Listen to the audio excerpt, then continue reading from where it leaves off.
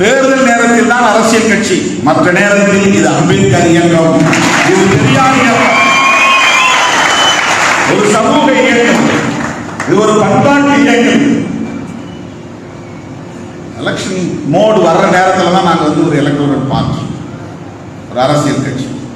இதுதான் 25 வருஷமா இருந்தது.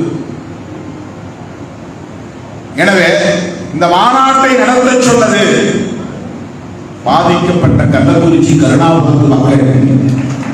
அவங்க தான் சொன்னாங்க, சாராய கடையை மூட சொல்லி தம்பி. அடுத்தடுத்து போன பல பெண்கள் இறந்து போனதை பத்தி கூட பேசல. மற்றவங்களாவது நல்லா இருக்கும், சாராய கடையை மூட சொல்லுங்க. தாய்மார்களின் கண்ணீரில் இருந்து பிறந்ததுதான் இந்த மாநாடு. அவர்கள் வடிந்த கண்ணீரில் இருந்து கருத்தொண்டதுதான் இந்த மாநாடு என்பதை சொல்ல நான் கடமைப்பட்டிருக்கிறேன். ஏன்னா அதை முடிச்சுட்டு சூடா வந்தேன், ஆர்ப்பாட்டம் அறிவிச்சிட்டேன், அன்னைக்கே அறிவிச்சிட்டேன். சென்னையில் ஆர்ப்பாட்டம் நடத்துறோம்.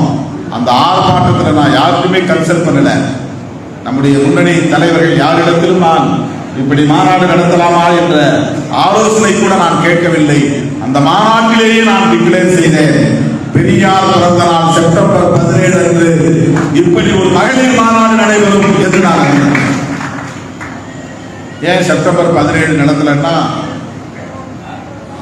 நாடாளுமன்ற கூட்டத்தொடர் ஆரம்பிச்சுட்டாங்க. ஆகஸ்ட் 13 வரைக்கும் நாங்க டெல்லியில் இருக்கணும். இந்த மாதிரி ப்ரிப்பரேட்டரி மீட்டிங் போட முடியாது. மாநாட்டுக்கு முன்னாடி உங்களெல்லாம் சந்திச்சாதான் உங்களுக்கும் சூடு உருவாகும், எனக்கும் சூடு பண்ணணும்.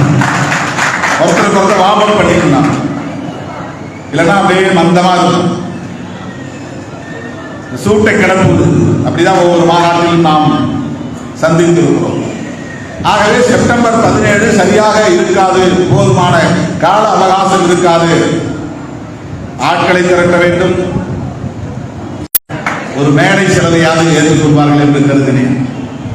செலவுக்கு நிதி திரட்ட வேண்டும், தருவாங்கன்னு நினைக்கிறேன். 20 நாள் இருக்கு. வெள்ளு ஜனநாயக மாநாட்டுக்கே இன்னும் 40 லட்சமோ 50 லட்சமோ பாக்கி வந்து அந்த பந்தல் போட்டவர் கேட்டுக்கிட்டே இருக்கிறாரு, இன்னும் கொடுக்கல. நீங்க நிறைய அக்கௌண்ட்ல போட்டீங்க, அதுக்கு நான் நன்றி சொல்ல கடமைப்பட்டு இருக்கிறேன். தேர்தல் நேரத்தில் நம்பிச்சு,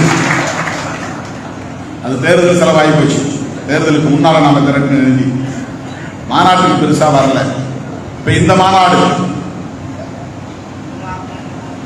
மக்களின் வழிகாட்டுதலின் அடிப்படையில் தான் நாம் இந்த மாநாட்டை அந்த ஆர்ப்பாட்டத்தின் போது அறிவிக்க நேர்ந்தது.